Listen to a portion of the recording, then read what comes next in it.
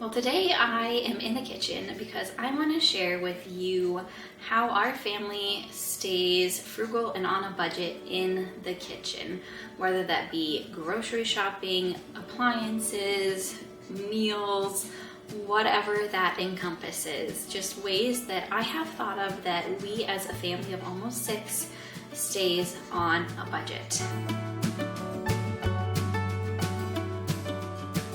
So the economy right now is not great.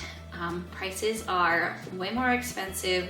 Things just are not affordable for families. We are a one-income family as well, so we do remain frugal with what we do and how I think when I shop, when I am working in the kitchen. So let me just share my tips and ways we stay budget friendly and frugal. They're in no particular order, and this is what works for our family. Things may be different for you. If you're single, some of these items on the list may not affect you the same. If you have a super large family, things may be different for you as well. If you live in a different state, we live in the upper Midwest, things may be different. Just throwing all that out there so you're aware. All right, let's get started with my list. One of the biggest tips and something I am very highly an advocate of is eating at home. We live in a small town anyways, and we do have a couple restaurants in our town or 15 minutes away in another small town. So when I mean very small town, we have 700 people in our town. So some of you may call that a village, but we eat at home. We maybe eat out once a month, and that would be for like my husband and I going out on a date, or just if we are traveling and we didn't pack our lunches. So eating at home, that saves so much money. It is so expensive to eat out these days. And as kids get bigger, they can eat full meals. Those little kid meals can't be shared between 2 kids anymore. I'm sure some of you are aware of that. So just making your food at home, which leads into making meals with whole ingredients. There is a convenience in buying pre-packaged everything and throwing that all together. However, if you stick to the exteriors of the grocery store, the whole food basics, your meat, your fruit, your veggie, your grain, your potato, you can save more money that way, because in the end, you do have to put it together and you do have to cook it. Yes, that takes time, but you're not throwing in a box of this and a box of that, or buying a frozen lasagna. Yeah, just make your foods with whole foods. And that would also help with what's in your pantry then, in your larder. So a 5-pound bag of potatoes is $3 on sale at our store, even our small little town store. And have some potatoes. You can cook those up in so many different ways. Buying your cuts of meat, your whole pork loins, your 10-pound logs of pork loin that are $20-some, and cut those up and freeze some of them that we can pull them out, put in a crock pot, have some potatoes, and slice up some carrots and cook those on the stove. There is a meal. Very simple, whole ingredient, nutritious. It'll feed your family nicely. That is how I cook, and that is how we make the majority of our foods. Now with that, we eat leftovers. Do not throw your food away. This is something that I have been ingrained in me since I was little. My mom did not throw leftovers away, and I appreciate that. If we had, she would make like casseroles and like a tuna casserole or tuna hot dish or goulash or something like that.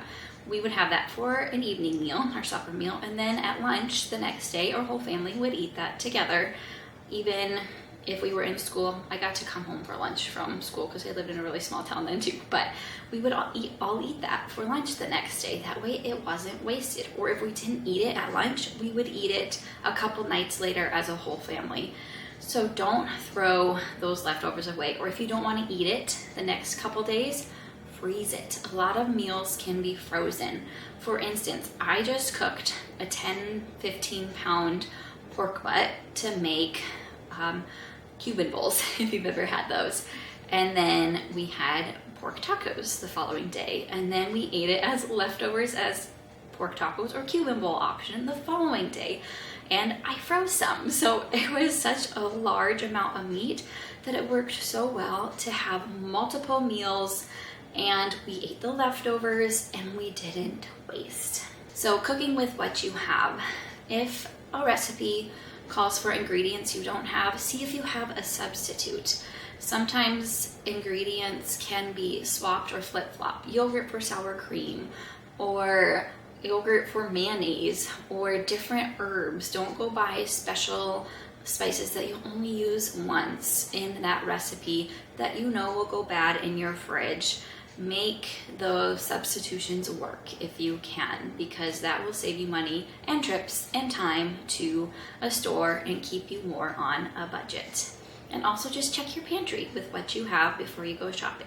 If you have plenty of cans of vegetables, fruits, tunas, chicken, make up a chicken salad, have some canned fruit, whatever it might be that you have. Check all the items in your fridge before you go shopping so that you don't double buy. I know many people have told me they are culprit of this, that they had a couple sour creams in their fridge. I don't know why I'm using sour cream so much today, but they had a couple sour creams in their fridge and they saw it was on sale and they bought it. So yes, it was still on sale, but they already still had a couple in their fridge. Or the produce. You have a couple different kinds in your fridge and on your counter. You don't need to buy all the varieties of fruit because it'll spoil and it'll go bad. Just speaking of, buy seasonal produce. So you may wonder, what is seasonal produce? This is something I have learned because I didn't always eat that way growing up, but it's actually really easy to eat what is in season. Most of the time it is the items that are on sale at your store. Strawberries, for instance, those are more of a summer berry. You're not gonna go buy strawberries in the winter. You might, but if you do, you're gonna pay a lot. They sure are not gonna taste as good. So if you can buy produce that is in season, you will save money on spending at the store, at the farmer's market, or wherever you buy your produce and vegetables and fruits from. So in-season produce saves you money in the long run. You can also buy in bulk. Now, like I said, this may apply to a single or a couple, because sometimes it's hard to eat 25-pound bag of rolled oats in the 6-month amount of time that you want to probably eat them in. But for us, I buy from Azure Standard and Costco for our bulk food items, mainly Azure Standard, honestly. And we do buy the 25-pound bag of rolled oats, and I do buy bulk wheat berries and white unbleached all-purpose organic flour, because we will go through those things, and it is way more cost effective to do that than to buy all the little bags from your local stores or Aldi or wherever you do shop, Walmart, Kroger's. I'm just listing off some that came to mind. So if you can buy in bulk and you can store those items, that will save you in the long run. Even buying canned items when they're on sale, buy the whole flat of them. Buy the 12 cans of green beans, because if they're 50 cents a can when they're on sale, cans don't go bad for 3 years. So keep those on your pantry shelf and pull those out when you need them. So buying in bulk is something I think almost anybody really could do, even if you're single or if you have a family of 10. On the line of making food at home, make your snacks at home. So I do buy some prepackaged snacks. Don't get me wrong. I did share in one of my videos that we do have prepackaged snacks, and they are convenient for when you're out and about. Like this week, we've had swimming lessons all week, so I will bring some little Lara bars or some fruit strips or some protein bars, but I also bring my homemade protein bars too. And you can make snacks super simple. You can keep them to the whole foods. If you have yogurt and berries, that can be a morning snack. And then in the afternoon, they can have some celery and peanut butter. You know, just keep it very simple with items you already have on hand that you could even use for meals. So snacks from home are great. You do have to think ahead when making that, because it's easy and convenient to have the prepackaged everything. I get it. like I said, I am a culprit of that. We do have prepackaged things in our home that are convenient for snacks and traveling, but when we are home, I'll have muffins that you can see on the counter there. We'll have muffins for one snack. We'll have yogurt, we'll have cheese and apples. So just having those snacks on hand that are whole and wholesome and homemade are really nice for kids especially. Another thing to make at home, and this is sitting right over here for me, is coffee. I do not go out for coffee unless we are on a date, again, like I said, or I'm with a friend, but I make my own espressos, our own lattes. If you're a specialty coffee drinker, make your own lattes at home. Even if you don't have an espresso machine, you can get a hand milk frother. You can get flavor syrups, or we do stevia sweetened drops that we put in our lattes. You can even make them iced. Iced coffees are so easy to make. So just think of the ways in the coffee area that you can save money. Coffees are not cheap. Even an Americano from a coffee shop, which I like my Americanos from home, they're almost $5 for a 16-ounce Americano. And I can make mine for near cents because we made it from home. So if you can, and we can, if we put our mind to it, make your coffees at home. Even if you travel for work, make sure you plan enough time ahead to make your coffee, or have enough time to froth your milk so you can have a latte, or make it special with what syrups you want to put in it. Meal planning. This is one that I have a idea for my meal plans. I don't always write everything out detail to detail, but I know I have meats in the fridge thawing. I have produce that can go as a side, and I have a potato or rice that could go as your carb or side. I do have a general idea of what I usually make throughout the week. So here is my typical meal plan for the 5 days, like work week, that I make. So Mondays, we either have like an American style food or a pasta. So in the summer, it'd be something like hamburgers with fried potatoes and maybe some sauerkraut, lettuce, tomato to go on the hamburger. Tuesdays is always a Mexican style night, whether that be tacos, an enchilada, a taco skillet bake, which I've shared that recipe on my blog before if you want to check that out. Something that is more Mexican style, or in the winter months we do more soups that are Mexican style. Wednesday night is always breakfast night. So French toast bake with sausage or bacon or eggs or yogurt or whatever it might be. Thursdays, we do more of a pasta type night. So sometimes a tuna casserole or a goulash or spaghetti or an Alfredo, something like that, or a salmon and risotto, just pretty basic with that. And Friday is always pizza night. Of course, I vary the pizza. We don't always have the same type of pizza every night, but having that 5-day general idea of the style of food we're going to have really helps as well. So that's something that helps me know when I am shopping what I can get. And when I shop, I should just point this out, when I buy groceries, I buy the same things almost every single week, unless I'm going to make something that is a little bit different.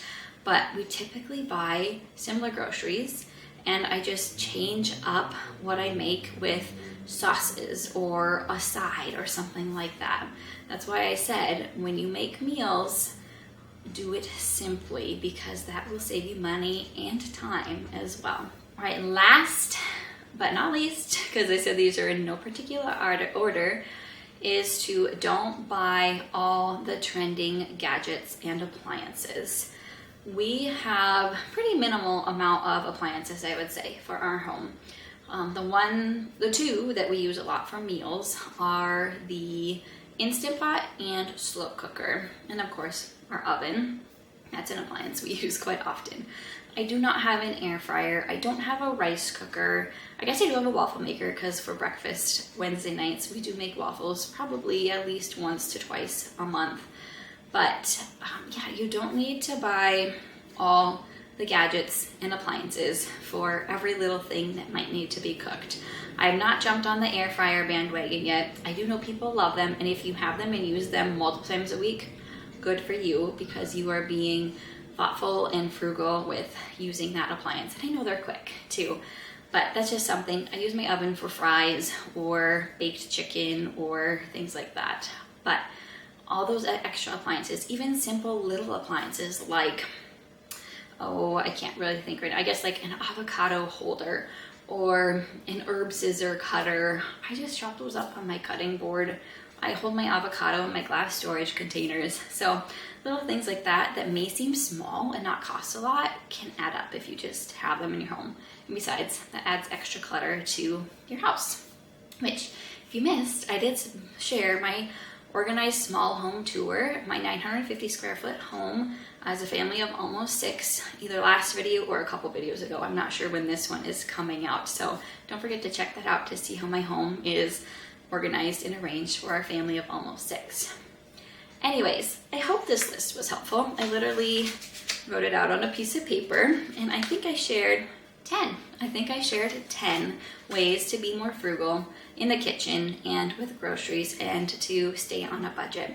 So if you have more tips, please share them in the comments below, ways that you save money in the kitchen, because that will help other people out as well.